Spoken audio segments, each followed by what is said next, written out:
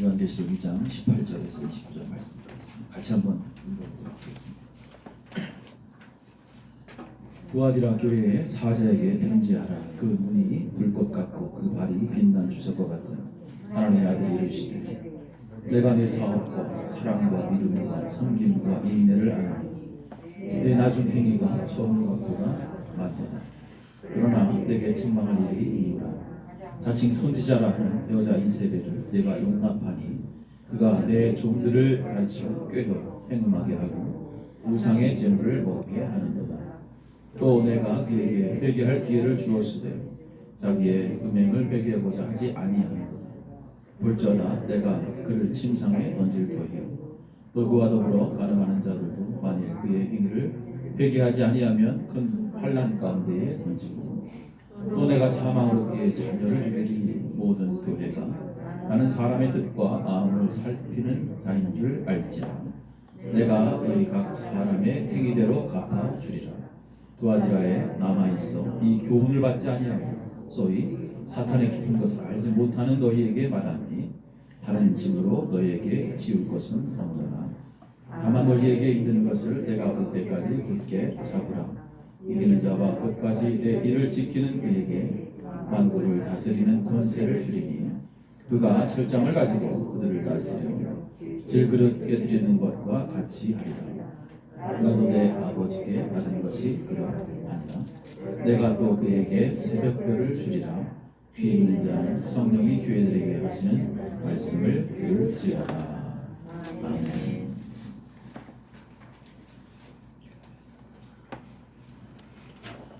오늘 이 두아디라 교회에 관해서 우리가 함께 은혜를 나눕니다. 이 두아디라 교회도 마찬가지 다른 교회들과 마찬가지로 상당히 주변 환경이 좋지 않은 신앙생활하기가 힘든 그러한 상황 속이었어요. 그럼에도 불구하고 계속되어서 성장되었던 교회 중 하나가 바로 이제 두아디라 교회. 당시 두아디라 지역은 이제 동서의 다리 역할을 했던 그러한 도시예요. 그래서 원래는 이제 도로가 잘 났기 때문에 동서로 그래서 군사 요충지로 있다가 나중에 이제 로마와 이제 평화 정책을 함으로 인해서 이제 군사 요충지에서 상업 도시로 이제 바뀌죠. 그래서 이제 두아디라를 통해서 버가모까지 또 사대까지 이렇게 이어지고 또 빌라델피아와 라오디게아까지 이렇게 도로가 계속 이어지는 그러한 아주 이제 상업 도시로 발전합니다. 서쪽으로는 서머나까지 이어지는 거예요. 그래서 많은 사람들이 이제 왕래하는 그러한 이제 도시가 됩니다. 사도행전 16장에 보면 루디아라는 여인이 나오죠. 루디아라는 여인이 이제 바로 여기 두아디라에서 장사를 했었고요. 그곳에서 이제 마을을 만나고 복음을 접하고 그래서 하나님의 선한 사역자로 이제 서게 되죠. 이 두아디라는 이제 상업 도시입니다. 상업 도시. 제가 상업 도시를 자꾸 강조하는 것은 상업 도시에 무엇이 있었냐면 이 조합이 있었어요. 조합이 이제 발전한 거죠. 조합이. 우리도 예전에 이제 조합 같은 거 많이 형성했잖아요. 그래서 뭐 염색을 만드는 사람들끼리 모여서 염색 조합을 이루고 구리용접 그때 당시 구리용접이 이제 발전했는데 구리용접을 만드는 사람들이 이제 조합을 이루고 또 구두를 만드는 제조업들이 또 성행했고요. 그래서 그 조합을 또 이루었고 여러 가지 많은 그러한 사람들이 이제 조합을 이루면서 이제 당시 생활했습니다. 이 조합을 이루었다라는 것은 뭐냐면 이제 각 조합마다 섬기는 신들이 있었던 거예요. 이제 주 신은 아폴로였고요. 당시 각 조합마다 이제 섬기는 신들이 있었어요. 참 중요한 거예요. 제가 조합을 자꾸 이야기하는 거. 뭐냐면 상인들이 장사를 하려면 이제 먹고 살아야 되잖아요. 그러면 그 조합에 가입을 해야 되잖아요. 그러면 그 조합에 가입함과 동시에 그 조합이 섬기는 신들을 섬겨야 되는 거예요. 우상을 섬겨야 되는 거예요. 이러한 상황 속에 있었던 거죠.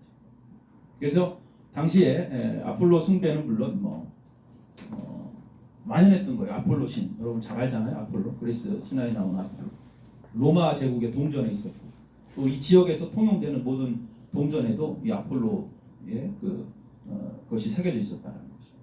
그래서 이 두아디라 지역 또 아폴로 숭배와 또 황제 숭배 이것이 만연했다라는 것을 보여주고 있습니다. 아까도 말씀드렸지만 조합에 가입해야 된다. 생계를 위해서는 내가 들어가서 장사를 해서 먹고 살아야 되잖아요. 그러기 위해서는 조합에 가입을 해야 돼. 그러면 내가 과연 거기 조합에 가입해서 거기서 섬기는 신을 섬겨야 되느냐? 이제 여기에 이제 그들이 기로에 서게 된 거예요. 믿음의 사람들이 생계를 위해서 조합에 가입해서 내가 우상 숭배를 해야 되느냐? 아니면 그냥 하나님만 섬기는 신앙으로 고집해야 되느냐? 둘 중에 하나 선택을 해야 되는 거예요. 그래서 이 중요한 상황들이 연출됐던 곳이 바로 이 두아디라 지역입니다. 근데 중요한 것은 그럼에도 불구하고 두아디라 교회는 또 그 지역에는 복음으로 부흥한 지역이에요.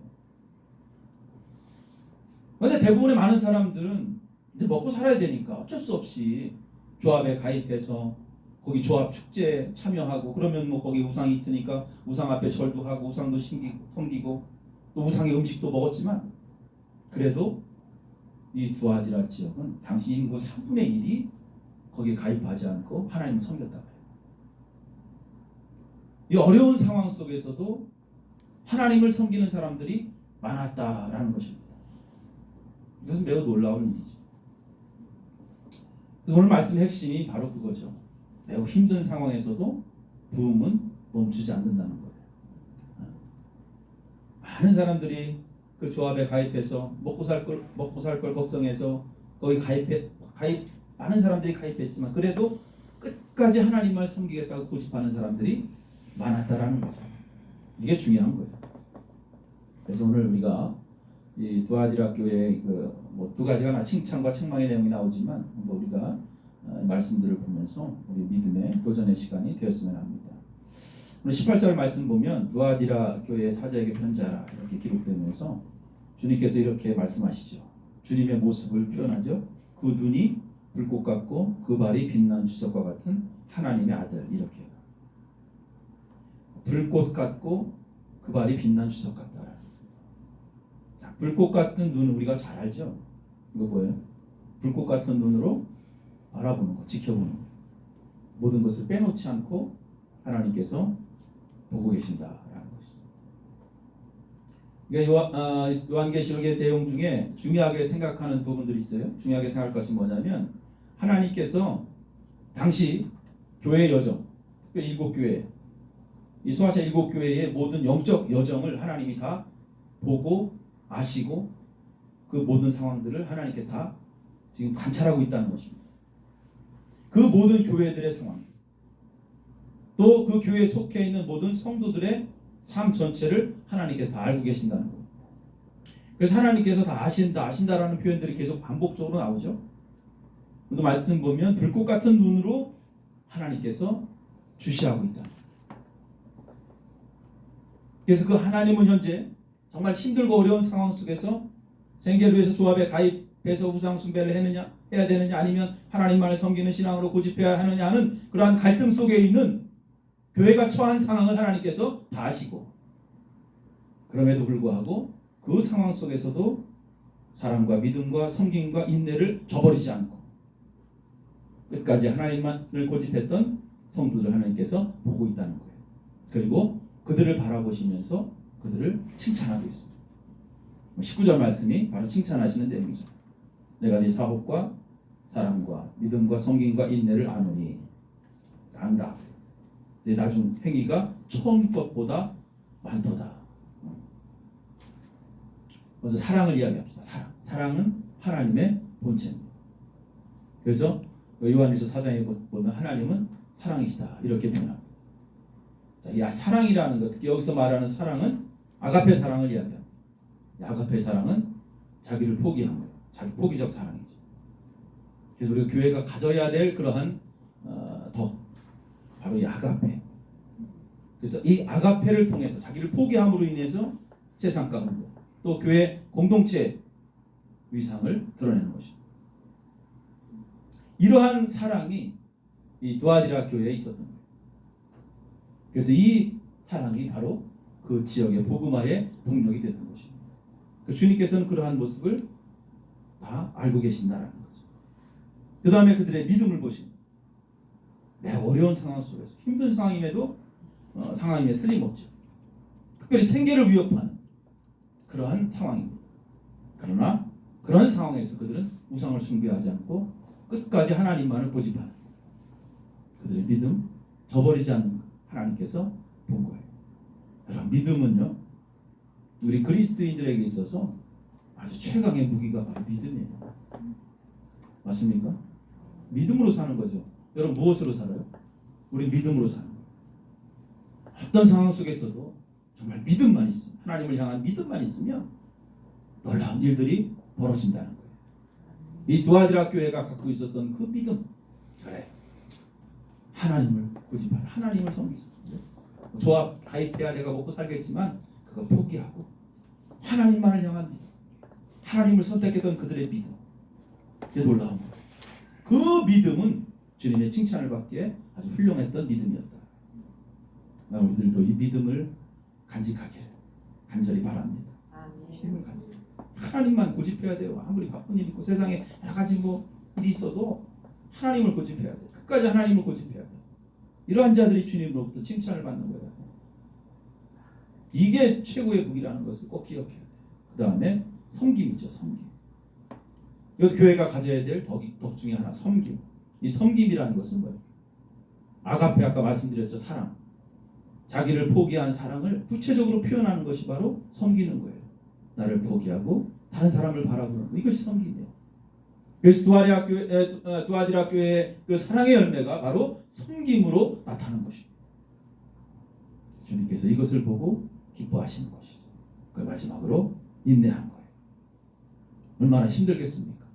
얼마나 어렵겠어요.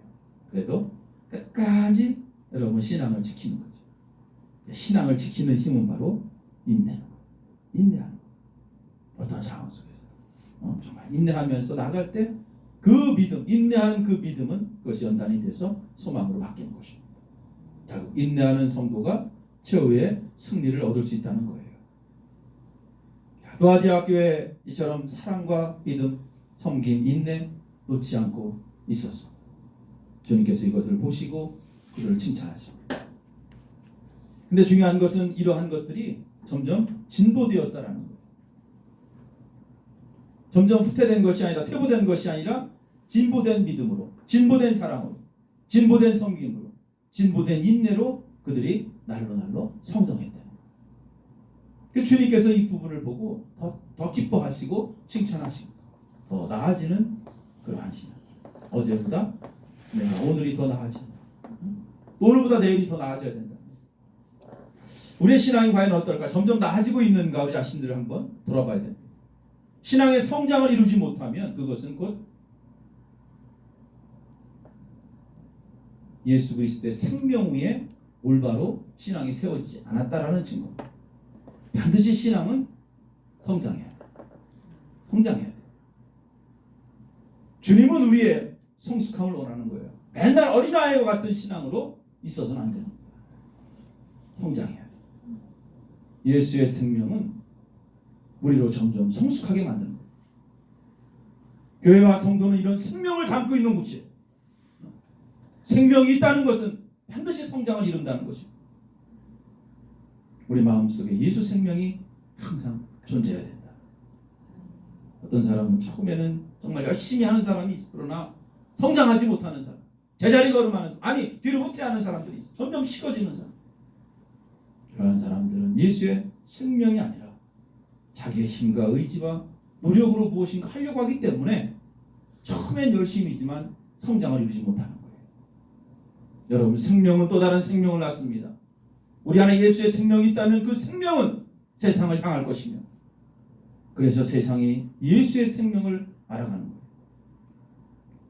사실 이 믿음의 사람들, 정말 저 사람이 믿음이 있는지 없는지 처음에는 잘 몰라요. 마치 믿음은 밭에 뿌려진 씨앗과 같기 때문에. 그래서 시간이 좀 지나봐야 알 수 있어요. 여러분, 생명을 간직한 자, 예수의 생명을 가슴에 품고 사는 자는 반드시 시간이 지나면 성장하게 되어 있습니다. 두아디라 교회 정말 생명을 위협하는 일들이 너무나 많았어요. 사실 성장할 수 있는 상황이 아니었습니다. 그러나 그들은 성장했습니다. 그것은 그들 안에 바로 생명이신 예수 그리스도께서 함께 하셨기 때문입니다. 오늘 20절에 보면 그러나 이렇게 시작합니다. 다시 책망할 것이 있노라. 사랑과 믿음과 섬김과 인내를 품은 교회였지만 그래도 그 중에 사람들은 세상의 유혹을 이기지 못한 자들이 있었다는 거죠. 이세벨이라는 여인의 이름이 등장합니다. 자칭 선지자라 하는 여자 이렇게 나오죠. 자칭 선지자라 하는 여자 이세벨을 네가 용납하니. 여선지자, 뭐 선지자도 아니죠.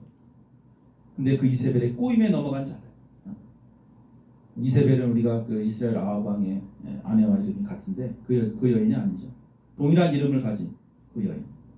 많은 성도들을 꿰서 우상 숭배하게 만들고 나름대로 점술에 능했던 여인 중에 하나. 사람들은 하나님을 바라봐야 되는데 사람을 바라보는 거예요. 이 여인을 바라보면서 그의 신비한 능력에 또 그것을 경험하기 위해서 사방에서 보이기 시작합니다. 그래서 아마 이 여인이 당시에 교회 안에서 큰 영향력을 행사했다고 해요. 많은 사람들이 그를 따른 거죠.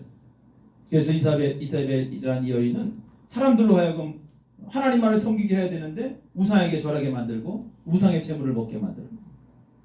그래서 오늘 성경은 사탄의 깊은 곳이다 이렇게 표현합니다. 하나님과 전혀 반대되는 길을 걷게 만드는 거죠. 그래서 주님께서 잘못된 그 길을 걷는 자들을 향해서 그 운동에서 나오라 이렇게 하시는 거예요. 그러나 참 사람들 그래 한번 유혹에 빠진 사람들 헤어나기 어려워요. 그죠? 말을 듣지 않는 거죠. 주님의 말씀에 귀를 기울이지 않습니다. 그래서 주의 말씀에 귀를 기울이지 않는 자들에게 하나님께서 이렇게 말씀하신 것입니다. 22절 보니까 볼지어다 내가 그를 침상에 던질 터이요 또 그와 더불어 간음하는 자들도 만일 그의 행위를 회개하지 아니하면 큰 환난 가운데 던지고 또 내가 사망으로 그의 자녀를 죽이리니 모든 교회가 나는 사람의 뜻과 마음을 살피는 자인 줄 알지라 내가 너희 각 사람의 행위대로 갚아주리라 이렇게 심판을 언급하신 것입니다. 여기서 언급한 심판의 내용을 보면 첫째로 뭐예요? 침상에 던진다. 22절에 내가 그를 침상에 던진다. 이거 뭐예요? 그들이 우상 숭배하기 위해서 펼쳐놓은 침상이죠. 그 위에 던져버릴 것이다. 그래서 그 위에서 결국 뭐예요? 병에 걸려서 죽거나 고통받다가 죽거나. 그래서 여기 던져짐과 23절에 죽임이라는 표현은 서로 평행을 이루는 그러한 내용입니다. 그리고 그와 더불어 간음한 자들도 예외가 아니죠. 또 여기 중요한 표현이 나옵니다. 히브리 표현법으로 하나 여기 중요한 게 나오는데 여기 보면 23절에 내가 사망으로 그의 자녀를 죽이리. 보십시오. 사망으로 죽인다라는 표현. 우리가 많이 안 쓰는 표현인데 사망으로 죽인다 이렇게 써 있습니다. 그게 뭐예요? 히브리 표현법으로 완전히 죽여버리겠다는 거예요. 하나님의 말씀을 거역한 자, 우상을 숭배한 자. 아주 무서운 심판의 말씀이에요. 사망으로 죽인다는 거예요. 회개하지 않으면 결국 이런 치명적인 심판이 기다리고 있다는 것을 반드시 기억해야 된다는 말씀입니다. 그래서 하나님은 뭐예요? 모든 교회가 하나님이 어떠한 분인가 다시 소개하죠. 나는 사람의 뜻과 마음 살피는 자인 줄 알지라 내가 너희 각 사람의 행위대로 갚아주리라. 앞서 말씀드린 대로 불꽃 같은 눈을 가진 그 주님, 이 말씀 보니까 사람의 뜻과 마음을 살피신다라고 또 말씀하고 있습니다. 이것은 바로 예수 그리스도는 바로 인간의 내적 감정뿐만 아니라 우리들의 모든 생각과 우리들의 모든 사상을 다 알고 계신다는 그러한 뜻입니다. 두아디라 교회뿐만 아니라 오늘 이 땅을 살아가는 모든 교회와 성도들은 어떠한 경우에도 사람은 속일 수 있지만 주님의 시각에서는 벗어날 수 없다. 사람은 속일 수 있지만 주님은 절대로 속일 수 없다는 것을 재인식시키는 것입니다. 그리고 하나님의 공의의 속성은 뭐냐? 바로 네가 한 그 행위 그대로 네가 심판을 받을 것이다 라는 거예요. 주님 마지막으로 이렇게 권고하십니다. 25절 다만 너에게 있는 것을 내가 올 때까지 굳게 잡으라. 뭐예요? 그 자칭 선지자라고 하는 이세벨 그 꼬임에 넘어가지 않고 그 가르침을 따르지 않고 그래도 기독교 진리의 말씀을 굳게 잡고 있는 너희들 내가 갈 때까지 변치 말고 끝까지 그 진리의 말씀을 잘 붙잡고 있어라. 그런 뜻이죠. 그렇게 붙잡고 이기는 자에게는 그리스도의 날 만국을 다스리는 권세를 그들에게 줄 것이며 또 새벽별이 그들에게 주어진다는 것입니다. 새벽별이 의미하는 것은 바로 예수 그리스도를 이야기하는 것이죠. 결국 예수 그리스도는 구원을 의미하는 것입니다. 오늘 두아디라 교회에 관해서 말씀을 나눴어요. 이들은 분명히 조합에 가입해야 되는 그러한 상황. 그래서 거기에 만들어놓은 우상 앞에 절을 해야 되는 그러한 상황임에도 불구하고 이렇게 생계를 위협하는 순간임에도 불구하고 그들은 끝까지 하나님만을 고집하는 사람들이 그 안에 있었습니다. 믿음의 끈을 놓지 않았습니다. 그리고 그들의 신앙 안에는 사랑과 믿음, 또 섬김, 인내 이러한 것을 표현적으로 세상 가운데 믿음의 진부를 그들은 보였습니다. 주님께서는 그들을 보시고 칭찬하신 거예요. 그리고 기뻐하셨습니다. 현실 속의 우리들의 모습을 한번 돌아봅니다. 두아디라 교회와 우리도 크게 다르지 않은 그러한 모습이 우리들의 모습입니다. 내가 어떻게 정말 믿음을 지키며 이 험악한 세상에서 또 유혹이 많은 이 세상 가운데 어떻게 믿음을 지키며 내가 어떻게 믿음을 성장시켜야 될까? 무엇을 굳게 잡고 지금 내가 걸어가고 있는가? 한번 세상 유혹에 빠지기 시작하면 여러분 그 웅덩이에서 나오기가 쉽지 않습니다. 그래서 우리는 어떠한 경우에도 세상과 타협해서는 안 돼요. 할렐루야. 어떤 경우에도 진리의 말씀, 주님의 그 진리의 말씀을 굳게 잡고 주님만 의지하며 나아가야 돼요. 그것이 결과적으로 지금은 손해보는 것 같지만 마지막 때 결국 오늘 주님이 심판에 말씀하신 것처럼 그 주님의 그 심판을 면하는 길이 결국 주님과 영원한 나라의 주인공이 되는 길입니다. 주님 다시 오시는 그날까지 여러분 꼭 믿음으로 승리하시기를 간절히 축원합니다. 기도하시겠습니다. 좋으신 하나님,